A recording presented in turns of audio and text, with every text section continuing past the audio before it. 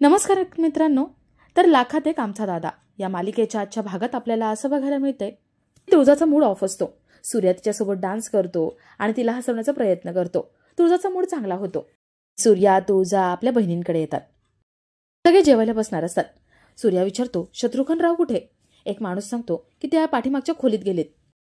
सूर्या सगळ्यांना म्हणतो, तुम्ही वाढून घ्या, मी बोलवून आणतो. सूर्या शत्रूला बोलवायला जातो. इकडे शत्रू शेतातल्या रूममध्ये त्या मोलकर्णी सोबत असतो. मोलकर्णीचं लक्ष समोर जातं. समोरून सूर्या येताना दिसतो. मोलकर्णी म्हणते, अहो समोर बघा, सूर्या येतोय. शत्रू बघतो आणि घाबरतो. तो म्हणतो, आता ह्याला इथेच तडमडायचं होतं का?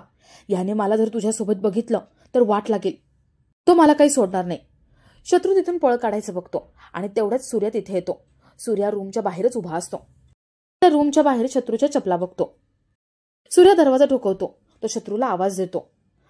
शत्रू त्या रूमच्या मागच्या दरवाजाने पळून जातो आणि मोलकरीण दरवाजा उघडते. मोलकरीण विचारते, मालक तुम्ही इथे काय करताय? तुम्हाला काही हवं होतं का? त्या विचारतो, तुम्ही इथे आतमध्ये काय करताय? मोलकरीण म्हणते, अहो ही खोली साफ करायचं काम माझ्याकडे आहे ना, म्हणून मी करत होते. पण तुम्ही कोणाला शोधताय का? सूर्या म्हणतो, शत्रू. धनु सूर्याला आवाज देते. सूर्याला डाऊट येतो आणि तो मोलकरणीकडे बघत असतो. तो आत बघत बघत निघून जातो.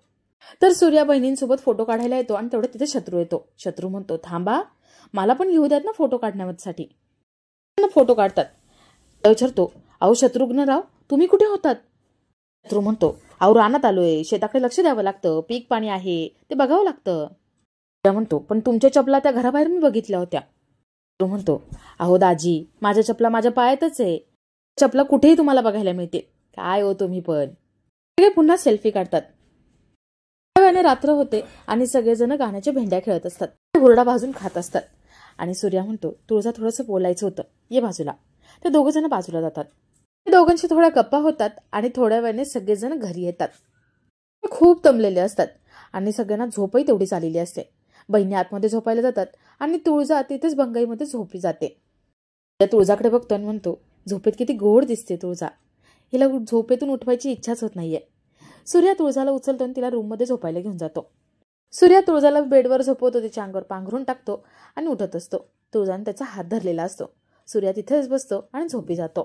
तर इकडे तेजू शत्रू घरी आलेले असतात. तेजू आतमध्ये जात असते. शत्रू म्हणतो, किती छान थंडी पडली आहे ना, चल आपण लॉंग ड्राईव्हला जाऊ, आईस्क्रीम खाऊ. थंडीमध्ये आईस्क्रीम पण खायची मजा येत असते. तेजू लॉंग ड्राईव्हला जायला नाही म्हणते आणि आतमध्ये जाते. शत्रू खूप भडकतो आणि तिच्या मागे मागे जातो. तर इकडे तुळजा झोपलेली असते आणि तिला मध्यरात्री जाग येते. ती सूर्याकडे बघत असते आणि तेवढ्यात दरवाजा नॉक व्हायचा आवाज येतो. तुळजा घाईने उठते आणि ती खाली धावत जाते. एक बाई दरवाजा ठोकवत असते. तुळजा दरवाजा उघडते आणि ती बाई आतमध्ये येते.